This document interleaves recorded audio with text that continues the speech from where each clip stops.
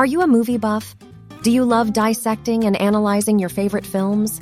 Look no further than the Projection Booth podcast. Join host Mike White and a bevy of guest experts as they explore the history, themes, and legacy of cult classics, obscure gems, and mainstream hits. Join us every week for a unique and engaging look at your favorite movies. So sit back, grab some popcorn, and tune in to the Projection Booth podcast, available on all major podcast platforms.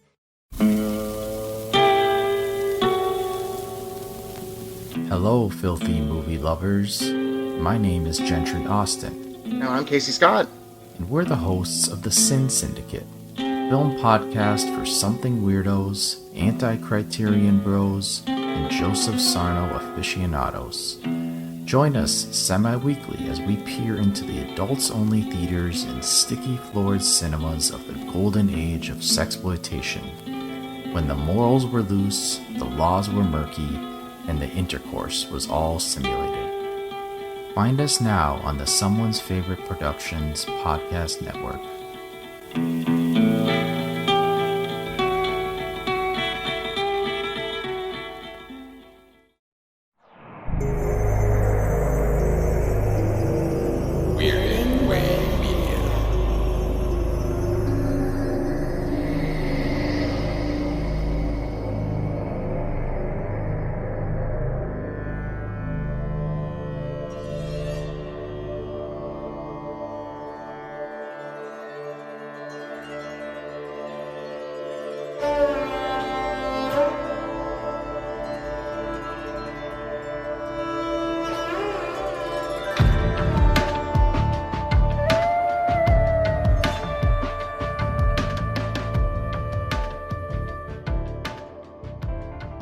Hello, everyone, and welcome to another episode of the Bollywood Cinema Club. I am the host of the Culture Cast, Chris Stachiw. Every episode of this show, we take a look at an Indian cinema film from the past or the present or the future, but that's not really possible now, is it? Well, present, future, kind of the same when we're talking about a movie that came out on streaming. So release dates don't really matter anymore, at least in this country. We kind of just see things on streaming and it'll, you watch it whenever you watch it. On this episode, I am joined by my good friend. If you have listened to the Culture Cast before, he is a frequent guest, digital artist. Yeah, Dustin. That's a good one. Yeah, I think so. I think why not? So my good friend Dustin and him and I are going to be talking a little bit about a film that came out earlier this year, September of this year. Actually, it is the first film in a universe of movies, so they claim, the Astraverse, a planned cinematic universe. We know how those tend to go, at least in this country, when you call your shot before you land it. We're going to be talking about 2022's Brahmāstra, Part 1, Shiva. So the film is directed by and written by Ayan Mukerji. It stars Amitabh Bachchan, Ranbir Kapoor, Alia, Bhatt, Narjuna, Shah Rukh Khan, Muna Roy, Dimple Kabadia. It has a lot of people. Some of these people, if you are well versed in Indian cinema, their inclusion will make a lot of sense given what this movie is trying to do. If you're not as familiar, some of these names, it should be obvious by the time you're done watching this movie who they're giving a little bit more screen time to. But Dustin, before we start talking about the movie, give me a little bit of your background with Indian cinema, if you have any. Yeah, not really. Don't have much of a background in it at all. I've seen bits and pieces of other films, but this is the first one I've watched beginning to end. So I'm glad that you asked me to be a part of this, because it's a genre of film that I haven't really dove into. Well, and that's the thing about this show that is important for me. With the Culture Cast, we did one month a year of Indian cinema.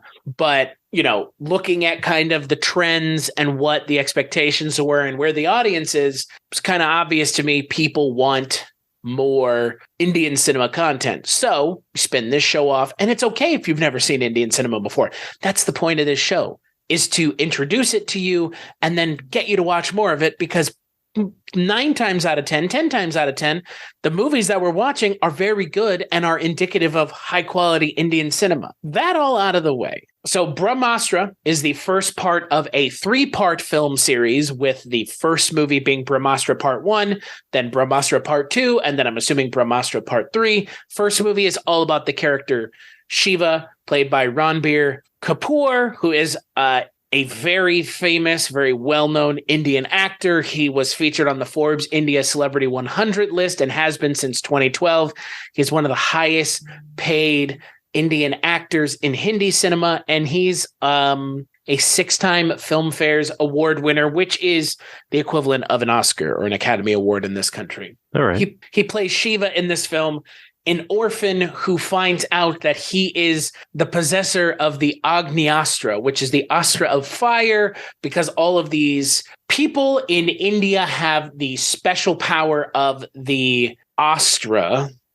Mm-hmm. And so the Brahmāstra is kind of it's kind of like the Infinity Gauntlet. I mean, the equivalent would be the Infinity Gauntlet. In Hindu mythology, the Brahmāstra is a weapon that's able to destroy the whole universe, which they kind of talk about in the movie. You kind of see that in the movie.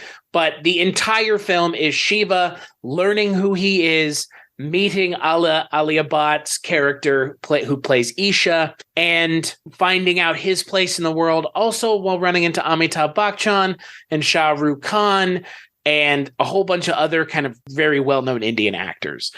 So Dustin, you were the one who wanted to watch this. You kind of brought this up to me.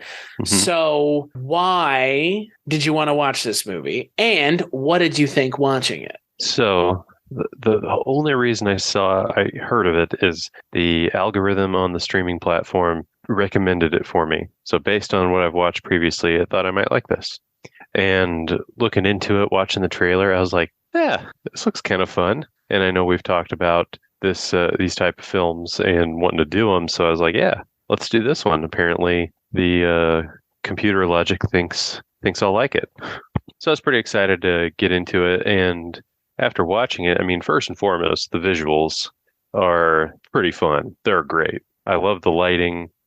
There's always, anytime the baddies are around, there's some kind of red glow. And like, I just think it's a cool effects the whole way through, hands down. And, I don't know about star power in those films, but from what it sounds like, there's some star power in these movies. So it did feel very Marvel Universe-like. And to give you an idea, Shah Rukh Khan plays Mohan Bhargav, the scientist that gets... We'll be talking spoilers, by the way. Mr. Scientist. Who's the scientist that essentially, I guess, kills himself to evade their capture. He is one of the top 6 actors in Indian cinema of all time. He's I don't even know if, I mean, he's like Vin Diesel. Well, that's the thing. I'm kidding. It's. I was gonna say he's like Robert Downey Jr., but it's like more than that. Yeah, it would be like if in the Avengers. See, that's the thing. I don't even know who that actor would be for American cinema. Like Shah Rukh Khan is so ubiquitous that having him as Mr. Scientist in this movie, and then Amitabh Bachchan playing Raghu, the leader of the Brahmāstra, the guy with the glasses, the guru. He is also as big. It's like if you had George Clooney and George Clooney in your movie. Oh. That's I don't know how else to describe it. It's like if you had George Clooney, and George Clooney again in your movie. Because Amitabh was and is, but he is a massive star in India, but he was a star in the 70s. Shah Rukh Khan was a massive star in the 90s and 2000s. And then Ranbir Kapoor is a massive star in like the 10s and 20s. Okay. So that's the thing about this movie is it's a lot. A lot of it is just like they have these massive names in this movie. Well, you can tell that the actors in the movie, like they're polished actors. You can tell that they're good at what they do. And, there's some clips of this genre of film that I've seen that, I don't know, kind of seem corny or like almost like kind of have like a B movie feel to them. Well, obviously this one didn't have that. It had all sorts of money behind it for those visual effects, but the actors too, you could tell that they're good. They're good actors. Well, and that's the thing about this movie. I mean, it's they're trying to start this universe, the Astraverse, which they're really it's crazy to me. This is a Marvel movie. Yeah. Ostensibly, like it feels like a Marvel movie. It has a little bit of Marvel movie. It has a little bit of Harry Potter in it too. The whole thing with Brahmādev being dead but not dead. He's around, but and don't say his name. It's like, oh my god, like you copped this. It's a mix of a lot of very familiar things for Western audiences. This is another movie similar to Triple R that came out in this year that have come out, and similar movies have come out in the last couple years that are big budget action movies that are in the vein of the big budget action movies that they're making in Hollywood. This you could stand this movie up against Avengers, really, or Iron Man. I mean, it's more Avengers. I mean, its scope is a little bigger, I think. But that's kind of where I had to keep my head with this movie, because the writing in this movie is not great. The dialogue is it's funny. I love that you mentioned the colors immediately and the usage of the style of the lighting, because it's always interesting to see how CGI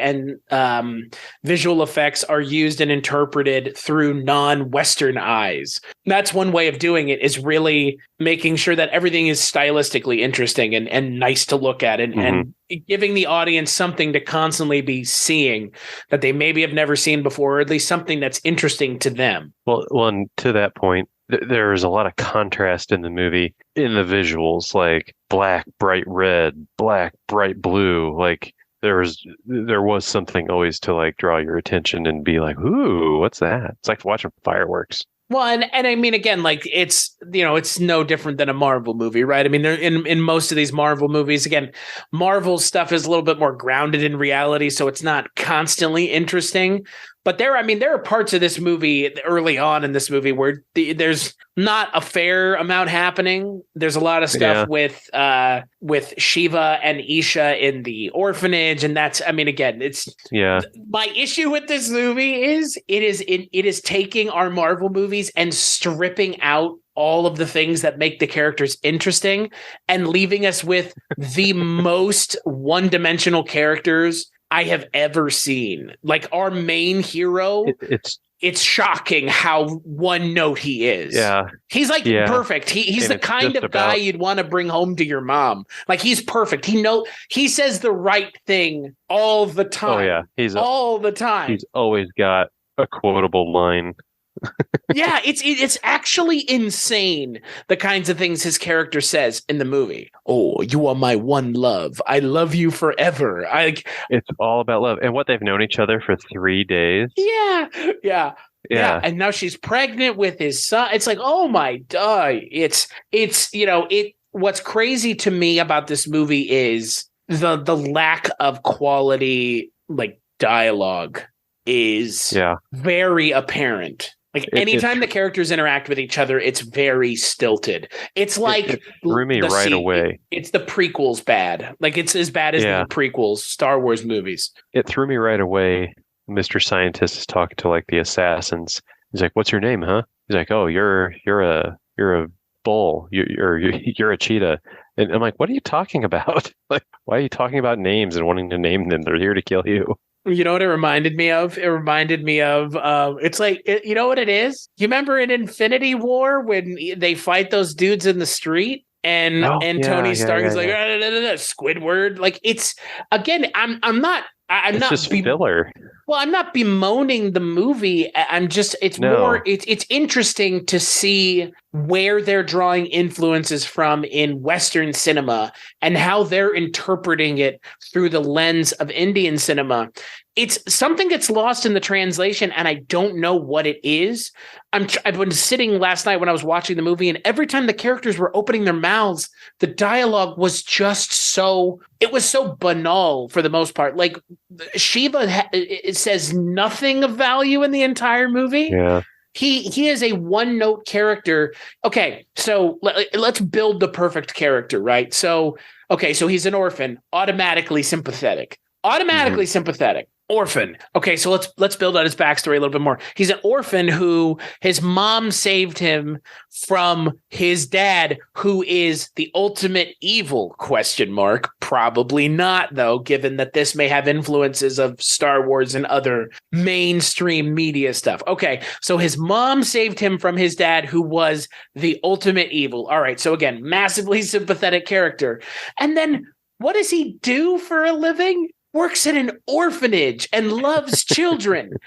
Like you're making the ultimate. If there's a Mary Sue, it's that for a male character. Like, it's insane to me how he is just like Mr. Goody Two Shoes, the character. There is no complexity. I know. There's no complexity to the character at all. Yeah. Right? Or is it is it just me? So Isha immediately falls in love with him, obviously. Right. He's just so lovable. And like, yes, he is. That the problem I had with this movie is I enjoyed this movie immensely. I'm looking forward to the next one. I think these movies these movies are the perfect kind of antidote for Marvel movies in a way. It's giving me what I want with Marvel movies, but with the sensibilities of Indian cinema and also some killer songs. I mean, again, I have things to say about the songs, but I think the things that I would say about the songs probably factor back into the character of Shiva. I think my issue with this movie writ large is just they didn't do enough to make me really invested in any of the characters, because it all feels very, very, very, very, very, very, very perfect. Very perfectly well made, perfectly produced. Like, this is you know how we talk about movies made by committee? That's what it feels like in a way.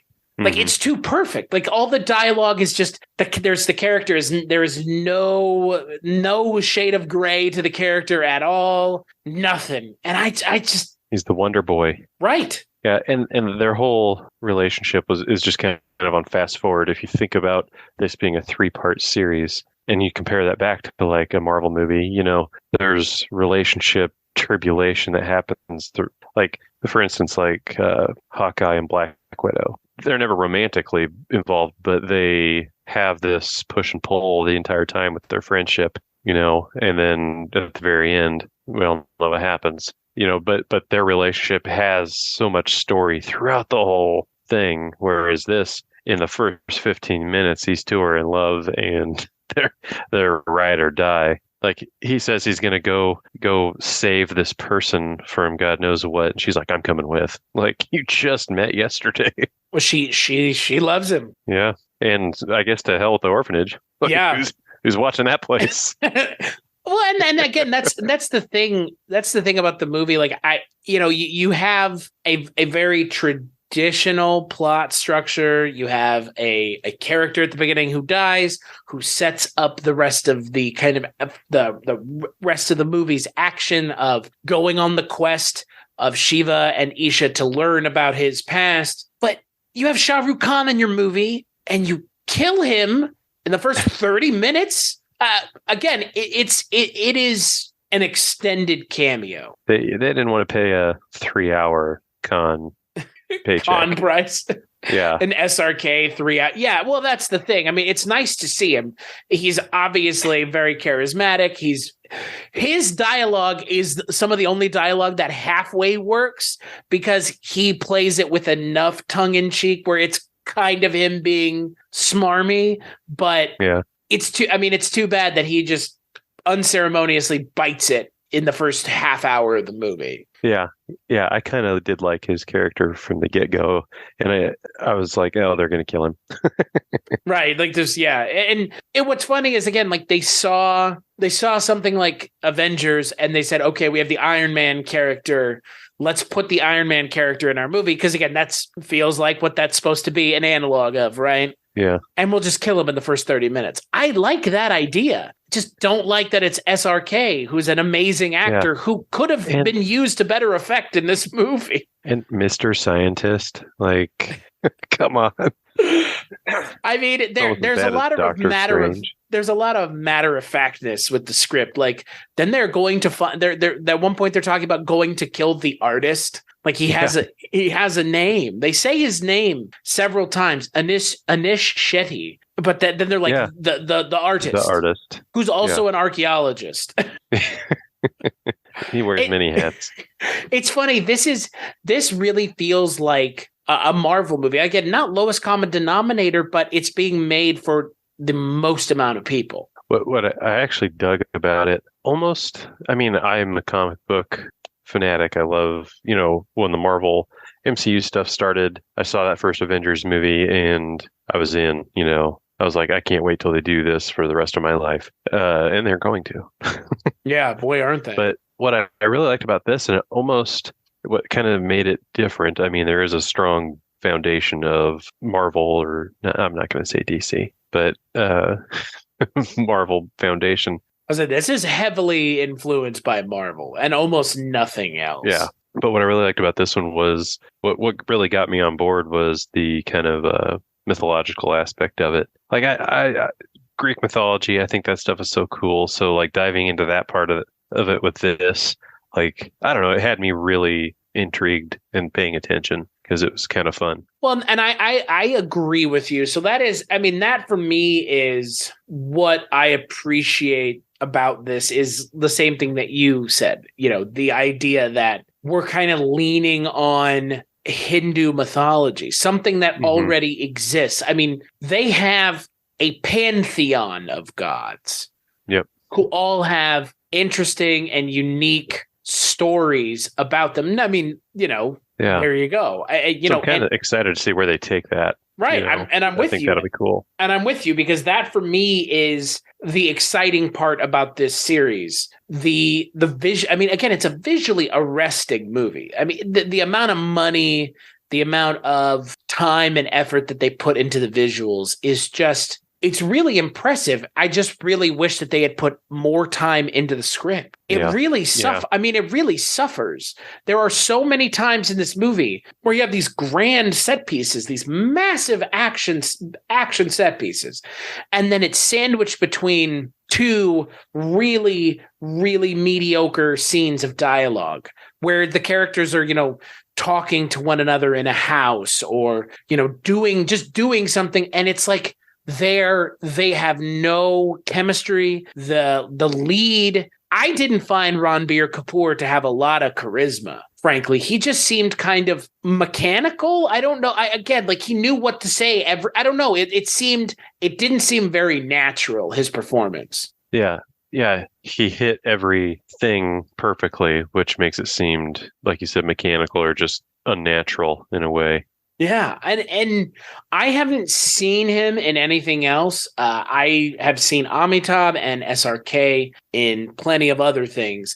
We're going to be watching one of the movies that Ranbir Kapoor is in as a cameo at some point in 2023. But I haven't seen a lot of the movies that he's in, so I'm not sure. Maybe that's just the way he is. I've seen Alia Bhatt in other stuff. That's the thing. Like Alia Bhatt in Gully Boy was really good. She's amazing in that movie. And then like you come to this movie and she's just so stilted. And with her and Ranbir Kapoor, I just didn't get the sense that they were actually into one another. Well, and every time you see her, she's got this just swooned look throughout the whole movie.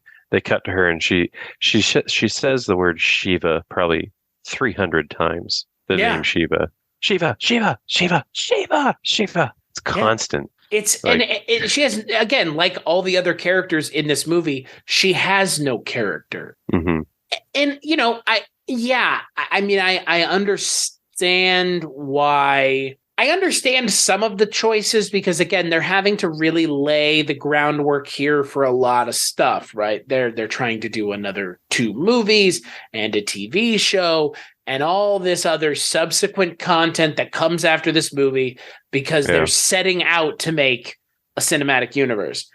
Marvel set out to do it, but Marvel didn't know if it was going to work. There was no guarantee that it was going to work. And they kind of made some decisions that ended up working in their favor. But at the same time, like you can't make a movie with the sole purpose of turning it into an extended universe. Like I don't think there has been anything like that since the MCU that's really worked. Dark Universe, the DC extended universe, like none of it has worked. And if you like any of it, that's fine. But that doesn't mean that the extended universe stuff worked. I mean, Dark Universe didn't even happen. DCEU. Seemingly there, I don't even know. Like, I don't even know the status of any of that stuff anymore. So maybe this will work.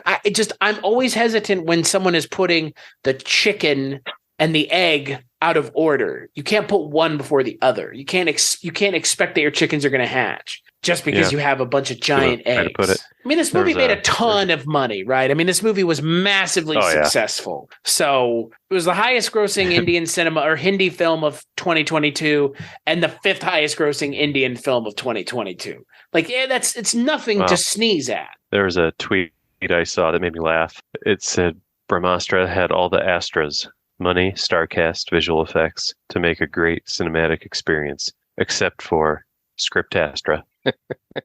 I mean, that's the thing about this movie is, okay, so I know you haven't seen it yet, but I talked to you about RRR, which was the other kind of big movie like this one that came out this year, this kind of epic. I mean, these are like epic spectacles, right? It was a spectacle movie. Yeah. This is more of a spectacle than RRR is in a lot of ways, because RRR is still a period piece. So they're not, they do some kind of wild and crazy stuff, but it's not this kind of weird sci-fi fantasy adjacent stuff. But that movie, I really felt for the two leads. I was really invested in the two main characters. I wanted to see their interaction and their what they had to bring to the relationship on screen. And that should have been Ranbir Kapoor and Alia Bhatt's characters in this movie. They're the main goddamn characters.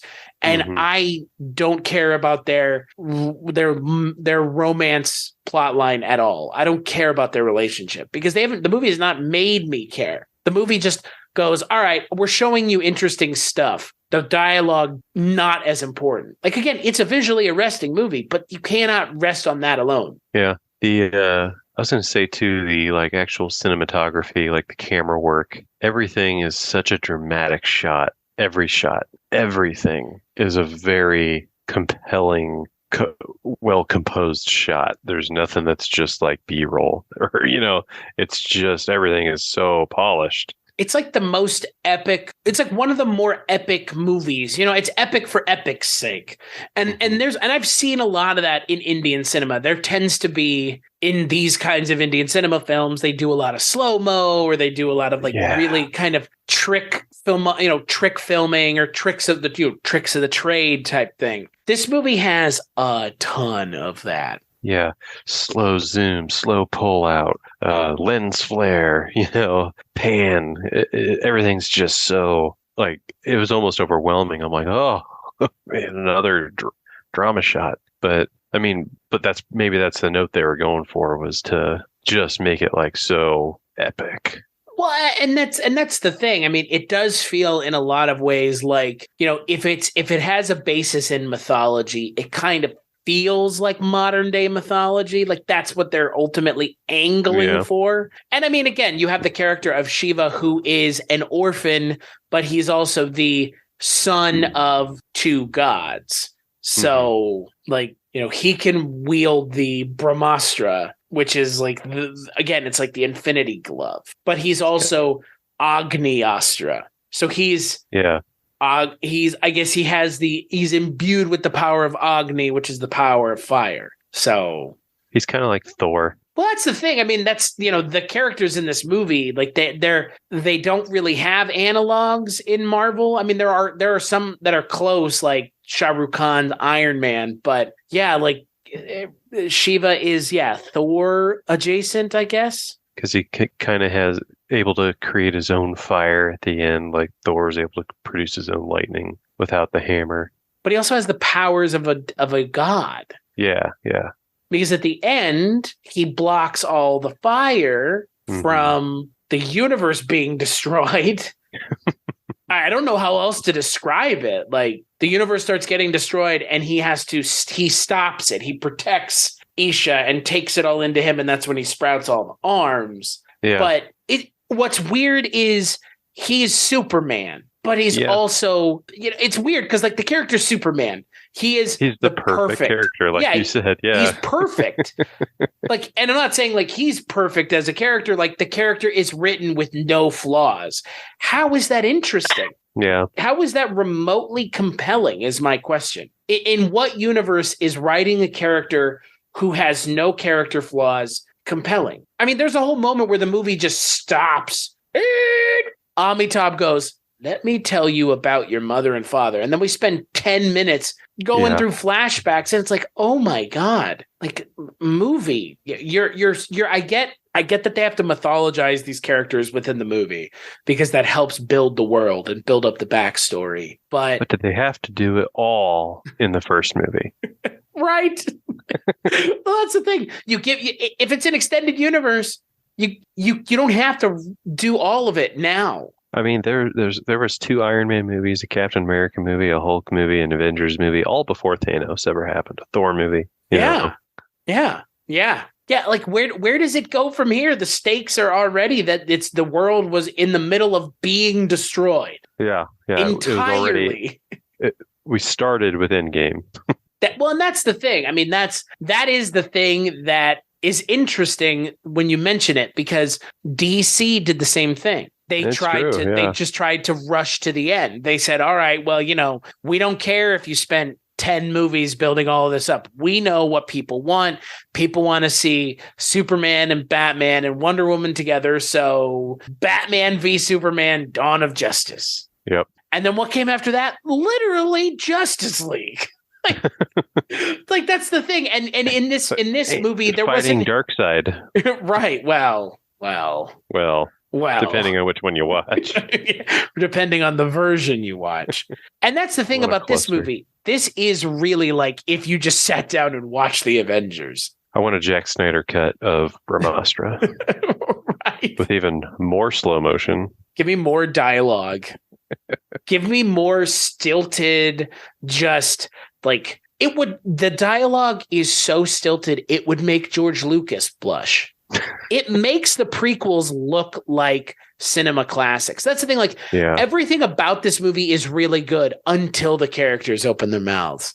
Like and that is like, it's so wild to me because I haven't seen a movie where I would contend it's totally worth checking out, but you just have to overlook how bad the dialogue is. Enjoy the ride. You don't have to listen to it.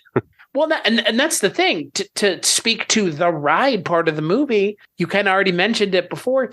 It is a really cool looking movie. There's a lot of stuff that I've never seen before. You've got SRK flipping around and flying through the air and monkey ostraying and right in the first 15 minutes, Ranbir Kapoor is performing at this festival, and all of a sudden it just it starts going crazy, and Agni shows up, and you don't see any of this. There's none of this in Western cinema, and it's so nice to see what this can be used for by other kind of film techniques, like film influences, like where the influences are coming from. I really appreciate that this just doesn't look like another Marvel movie, at least. Right. Yeah. They made it seem otherworldly, which was kind of cool. I will say everybody's hair was on point. Everybody's hair was great. Every time you saw them, their hair was perfect. Well, speaking of hair, I was glad to see Amitabh Bachchan in this movie playing Raghu, the guru. Again, like if you're going to get somebody for your movie who's like a god of Indian cinema, especially Hindi cinema, it's Amitabh Bachchan. And so good choice for the leader of right. Astra group. Exactly. Astra group. Protecting your Astras. There's even the kids that they introduce, like the newest members of the Brahmāstra. Is that how they say it? Brahmāstra, yeah. And but they even say they're the Avengers of the area or whatever. They even said that. I mean, I will tell you, no Avengers movie has the courage to have a child being shot in the back with an arrow. Man, when that happened, like I thought it was the girlfriend that got it. And then I'm like, oh, the kid got stabbed in the back and it's fallen off a cliff. Oh, wow. Isn't that something? Yeah, that was a shock moment. It's interesting though, because outside of kind of the very stilted dialogue, I think it does a decent enough job at kind of setting up the universe. Yeah, like I said, I after watching this, I want to see the second one. Like, I want to see where they take this, even though they downloaded a lot in the first one.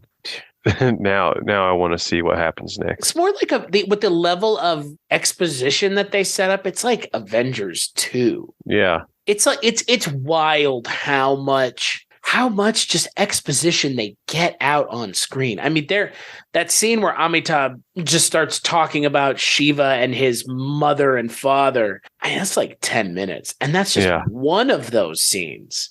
Yeah, and when he does that, like right away, I was like, oh, he's their kid. But then they get done with all that flashback story, and he's like, you said you were going to tell me a story about my mom and dad, and you're telling me about their battle. And it's like, oh my God. Yeah, that's the thing. I mean, do we have to do this again? It's unironically the moment from Zoolander. But why male models? Yeah. I already told you, Derek. Really? And that's the thing, like Amitabh's character is probably second to SRK's character in terms of believable dialogue, but he's given all the exposition and he's also given the narration too. So they're like, all right, we need you to not only narrate the movie, but also essentially anytime you're on screen, you're just going to be Mr. Exposition. All right, Shiva, come over here and let me tell you something about this thing here for 5 minutes. And then come over here. I'm going to the Brahmāstra. Let me show you about this for 10 minutes. It's like, oh my God. And on top of everything else, there's like 4 or 5 musical acts in this movie. Yeah, those were fun. The music was pretty good. Yeah. And, that's not something you get a lot of in big action movies. That's not in the MCU. But it'd be better if there were. It's kind of cool, like little mini breaks in the movie that, you just cut loose, have a little fun. Well, and they're catchy, man. That's again, we watch more of these together and you will. Most Indian cinema has it, but a lot of the contemporary stuff is moving away from it. Some contemporary movies don't feel like they need to provide it anymore, or or there's just no place for it in the movie. So I will say though, the music it kind of feels like the rest of the movie. Does that make sense? Like, it's just like, I don't know, like pop. It's just poppy. Yeah. Kind of sounds same. Yeah. But I mean, not in a bad way. Arijit Singh he's a recipient of 6 Filmfare Awards and all kinds of stuff. So he's, again, really well-known quantity, obviously. But it was just a little like, I don't know. Everything in this movie just feels too well done. Like, not in a bad way, just in a too well polished. It would be like, I'm trying to think of an example. It really is just like watching MCU stuff, like watching Marvel stuff. It's all very well produced. It all really looks nice. Mm-hmm. But I mean, again, maybe if Marvel stuff, it wasn't so well written, it might be more obvious. I mean, there have been Marvel stuff that is not great. Yeah. I can't think of anything that's dialogue is as bad as this.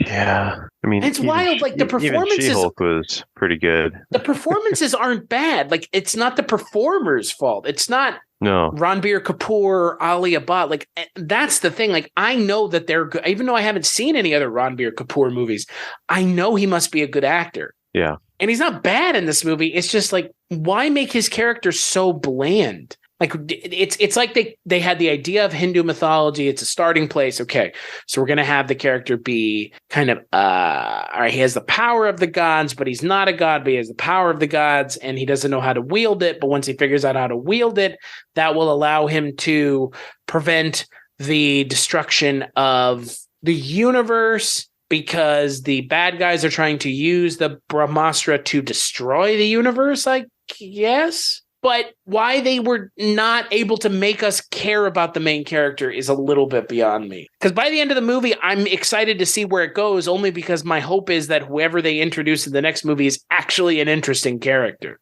And if the way they're kind of teasing it is any indication, it's probably going to just be like Infinity War, where it's like a Thanos movie the entire time. For the dev character. Right. Yeah, it says, I was just looking up who they were planning on casting for that, and it says Hrithik Roshan. I'm probably saying that wrong, because I would think he would need to be a pretty badass person too. Well, that's the thing. I mean, I feel like really, for me, the issue that, I mean, outside of the kind of dialogue, I feel like my big issue with this movie is that, like, the villains are not memorable at all. I mean, your hero is only as good as his villain. And Mooney Roy as Junoon, who's the main villain of the movie, again, nobody's really given much to do, so it's going to be a problem either way.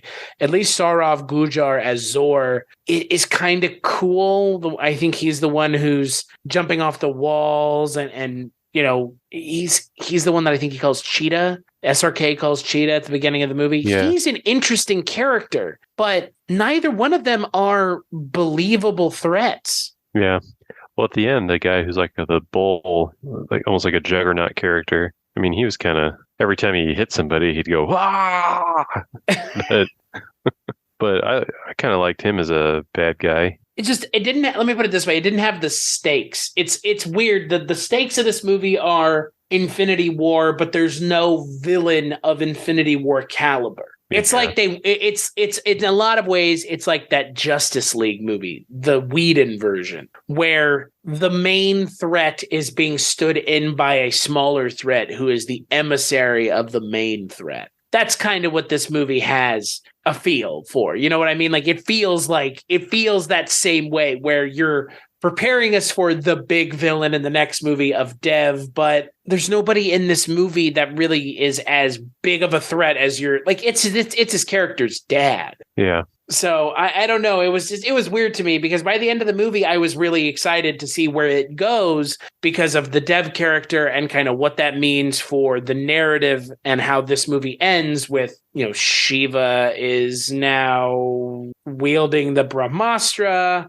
And I guess he's wielding it. It's not made very clear. I mean, you know, he has the ability to stop the Brahmāstra from destroying the universe. That much is clear. But by the end of the movie, I'm kind of interested to see where this goes. I'm interested to see if they bring in any other bigger name Indian actors into the mix. Obviously, they already had Amitabh Bachchan, who I'm assuming will come back. They have SRK, who has obviously now been killed in the movie. But I will think they have to have listened to some of the critiques coming out of this movie with the dialogue, because even for Indian cinema, this is really like, again, Indian cinema is, I am a huge fan of Indian cinema.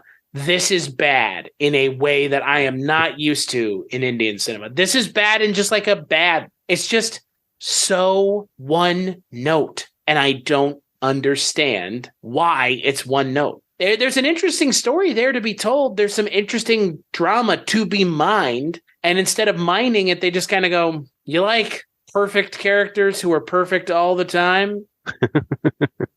It's not even made clear whether or not Shiva kills his own mother. Yeah. That's like the one little piece of like gray area they kind of have, but it's kind of forgotten almost instantly. I thought they were about to drop that bomb, and then they just move past it. Yeah, it's like, nope, never mind. But the action scenes are fun. The set pieces are fun. Yeah. There's, you know, the set piece with Anish Shetty, the scientist, is fun. It's pretty over the top. I mean, he's just getting murdered by fucking just lit up by bullets. But again, like, that's, for me, the other Indian action films that I've seen, they're always very stylistically interesting. They also they're always not lacking in style. So I wasn't worried about that with this. Like, I knew it was going to be stylistically interesting, but I wasn't expecting it to be so just one note from a dialogue, from a character perspective. I mean, that's the thing. You go and listen to any episodes of this or any episodes of the Culture Cast,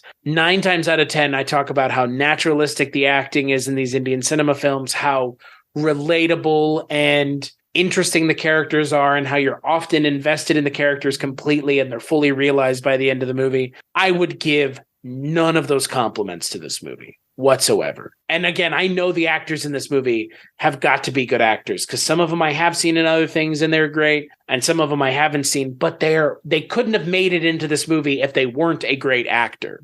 Yeah, they just weren't given a lot to work with. You're not casting Ranbir Kapoor in this movie with the sole intent of turning it into a connected universe and not expecting it to be a success if you're casting someone who's not already a household name. And that's exactly what they did. I don't know. Maybe they're not trying to ruffle any feathers. Maybe they're trying to make it the most generic thing possible to appeal to the most people possible. Maybe the next movie will be just like this one. It will be just as kind of one note and straightforward. I hope not. And I mean, that's just kind of my take on it. It's like it was made for the most amount of people with the least amount of friction possible. So there's no grit on the characters, at least the villain, or at least the heroes. The villains are not even really, I mean, they kill people, but they're not like dastardly villains. I mean, they kill one kid, but it's not one of the main villains. It's just one of their mind-controlled soldiers. Like, yeah. I don't know. Maybe that's the intention. And if that is the intention, then they were immensely successful in that. But maybe do a little bit more, because there are definitely interesting things to mine here. And I think we would both agree, this is not sustainable long-term. No. If they would have, now thinking about this right now, if they would have started with the story of the mom and dad, because I mean, given what we heard about it, that could have been a standalone movie. Probably will be. Well, then they should have started with that. I don't want to do Endgame and then backtrack. Well, that's the thing. I mean, that's the other thing that we've kind of already mentioned is this movie feels like it's like setting up 8 billion different things. I mean, we see all these characters that could be main characters in their own movie. Yeah. Amitabh mentioned something that happened in the 30s, which is its own. You could make a whole movie off of that or a series off of that. You mentioned Shiva's parents, Dev and Amrita. You could do a whole movie off of them or a series or whatever the fuck. Like they've already mentioned Probably many a whole movie things. on the Janoon character. I mean, she's just all of a sudden just there. She's bad, and she's just boom there. She's the bad. Right. She's the bad person that she's killing people. Like there's nothing behind it. Yeah, we literally don't get any character development on her character at all. She just is there and she's killing Brahmunch people. And you could even do a prequel with SRK's scientist, Mr. Scientist character. Yeah. Again, they could go any number of ways here. And that kind of is the problem, I guess. It feels like they're just like shotgun, like we'll do everything. Like, well, but again, like I get it. It does work. And I think it worked here. It's just, you can't forget that there is still a movie at the center of this. It's right. It's the commoditization of movies. That's what this movie is. It's like peak movie as a product. Like you're going and you're eating something just to be full. You don't care what it is. It's a popcorn movie. Yep. Nothing wrong with it. We have plenty of popcorn movies in this country. I wonder, how do you think this would stack up against a Marvel movie? Kind of where would you put this in the Marvel pantheon? And kind of what strata is this? What is this comparable to, in your opinion? Oh man, I don't know. Just because Marvel movies do strike a different. Gosh, it's just so hard because the approach was totally different. It's hard to draw lines between them, but for what it was and what I saw, I don't know. I think MCU movies are kind of the top echelon of this type of film approach. They did it right without even knowing they were going to do it right. And but this I like this better than the DCU stuff.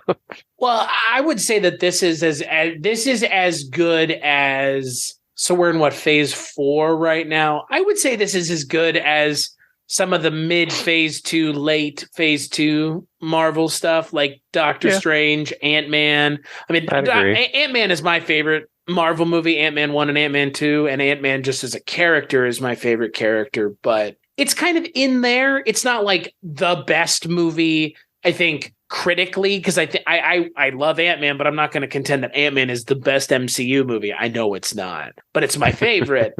I think that this is as good as like Doctor Strange 1 and Ant-Man. I'd give it I would say so. Yeah. I think the dialogue is not as good, but I think all the visuals and the promise of more is, I think, that for me is like ultimately when I was done watching this movie. Because here's the thing, I watched this movie like 2 a.m. This movie's fucking 3 hours long. Like, this is not something you sit down to watch at 2 a.m.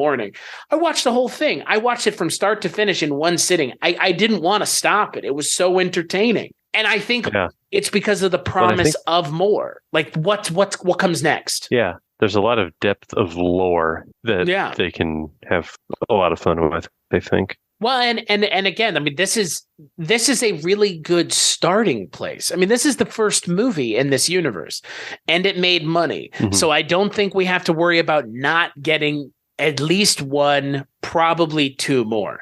Beyond that, do they make the TV show and the cartoons and whatever and blah, blah, blah, blah, blah? Who knows, right? Nobody could have anticipated where Marvel was in 2008 for 2018. Like, I could never have imagined that we would get, really. I totally could have.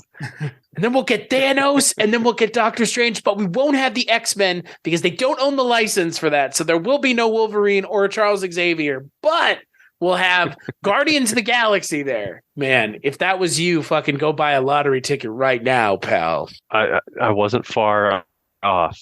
I'm not trying to brush my shoulder here. I remember thinking Robert Downey Jr. would be a good Iron Man, but that was only because I was reading the comic book in the 2000s, the Ultimate Iron Man comic, where that character in that is like, looks like Robert Downey Jr. So one of my favorite comic series is the Infinity Wars, and I have all those comics. And the moment they were doing all those individual movies, Captain America, Iron Man, stuff like that, and kind of got the, they had announced like they're going to do an Avengers movie with all of them. I was like, oh, that's super cool. And then the moment they showed Thanos in the after credits of that movie, right away I was like, oh my God, I know what they're doing.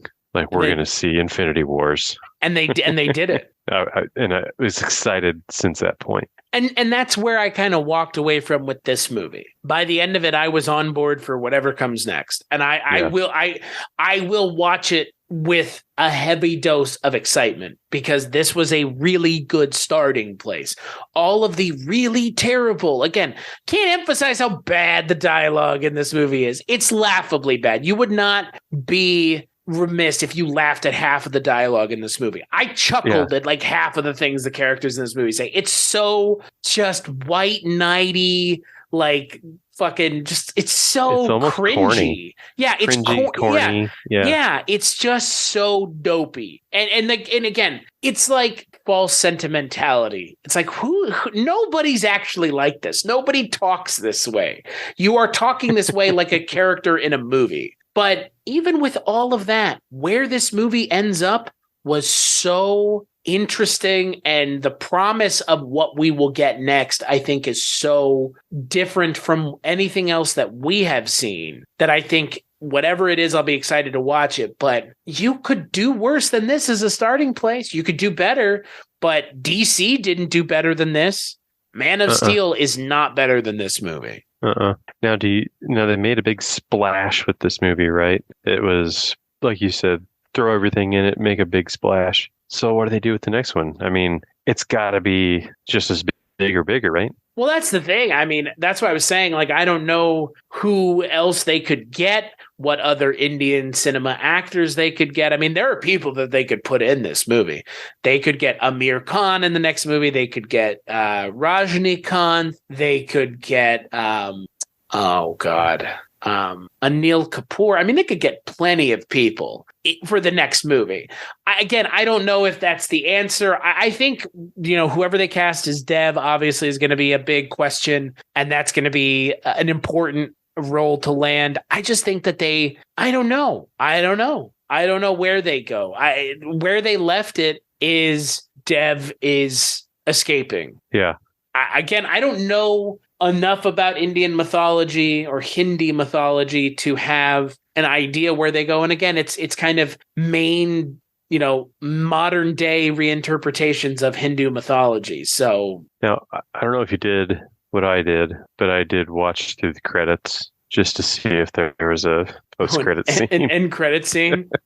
No, they did it before. Yeah, it happened. The movie kind of ended, and then like, boom, they went into another scene. Which I kind of appreciated. Yeah, you don't have to make me sit around and wait. Well, I mean, I'm already like jacked up. Don't let me come down. Like, keep that dopamine train rolling, baby. Like, for real. Like, I remember when they did that at the end of the second Matrix movie. I was like, "What are you making me fucking wait? Like, get out of here." And yeah, and that's the thing now. Everybody just sits around in the theater after the movie's over, waiting for whatever post-credit scene there is. To the point of like IGN and some movie websites are like, is there a post-credit scene? It's like, no, there's not. Or yes, there is. And it's like, oh my God. The fact that you have to comment on it now, that's how commonplace they are. Or some movies do a mid-credit scene. Oh, yeah. And an end credit scene. And a pre-credit scene.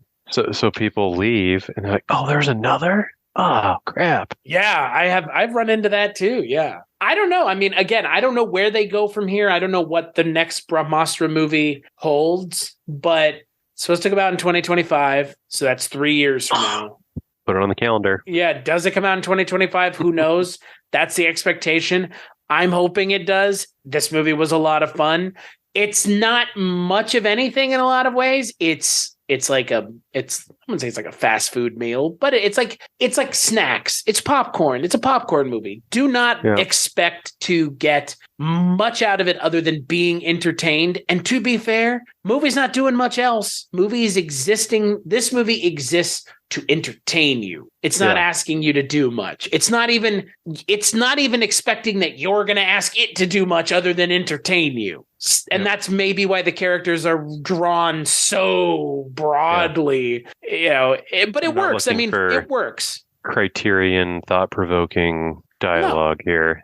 No. And again, like, I would like if the dialogue was better and less stilted and felt more like two people talking as opposed to two robots talking. Yeah, it would have elevated the movie. But the movie already has a lot going for it. So yeah, Dustin, final thoughts on Brahmāstra Part 1, Shiva. Well, we've said a lot of it already. I am on board for number 2 and probably number 3 if number 2 is like number 1. It was just fun, and like I think you said it just a minute ago, like the dopamine, like it was a ride and it kept you going, like kind of amped up the whole time, and that was kind of fun. And we talked about this before watching the movie.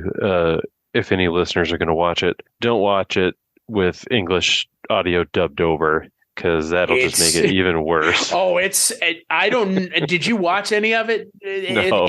I did. I watched a little bit, and if you think the subtitles are bad. Yeah, if you already think the script is bad. Oh my, the dubbing will make you laugh. It's just, just don't. Yeah. And then just the other final thought. The visuals are just so good, and it was just fun to watch by and large because of that, because it's just exciting in that respect. Yeah, no, I agree. It's a movie that's similar to Triple R. It's a big spectacle with a lot of wild, weird, exciting new things to see that you maybe have never seen before. And it's a visual smorgasbord of CGI effects.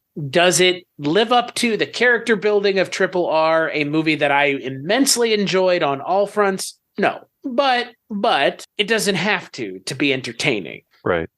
Ultimately, it just has to be 3/4 of the way entertaining, because even in the best action movies from Western directors, sometimes the dialogue there isn't amazing. However, in this movie, it really is like prequel levels of bad. That being said, you've echoed, I am excited for the second one and the third one and whatever other pieces of media they decide to create to tie back into the Astraverse. Because, unlike the Dark Universe, unlike the DCEU, I think the Astraverse may actually have some legs to it, which is super cool. Yeah.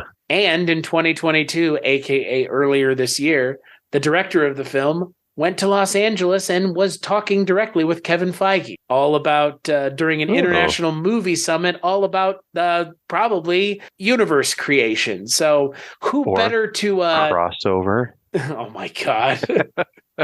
Who better really to learn from or to pick the brain of, right? Yeah. If I'm doing something like this and I want to make a connected universe, there's one person I want to talk to, and it's Kevin Feige over at Marvel. So... For sure. So yeah, no, this was fun. And by the way, in case you want to know where to watch this movie, it's on Hulu right now. If you have a Hulu subscription, you can watch this movie, and you should. It's just that easy. Yeah, you don't have to even... There have been movies that we have watched for this show that have been harder to find than this.